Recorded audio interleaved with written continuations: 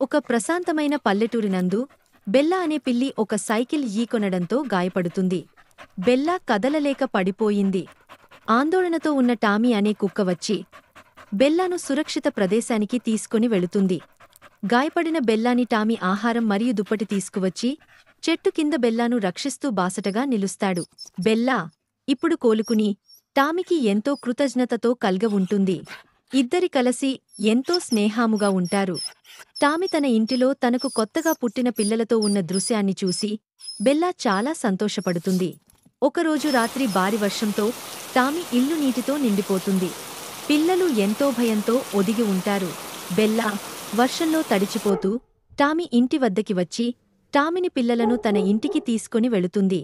వర్షం తగ్గిన మరుసటి రోజు బెల్లా, టామీ మరియు పిల్లలు ఒక పొలంలో ఆనందంగా ఆడుకుంటూ ఎంతో సంతోషంగా ఉంటారు. పల్లెటూరి ప్రజలు బెల్లా మరియు టామీ పిల్లలను కలిసి చూస్తూ వారి అనూహ్యమైన స్నేహం గురించి మాట్లాడుతున్న దృశ్యం ప్రేమ మరియు దయకు ప్రతీకగా మారింది.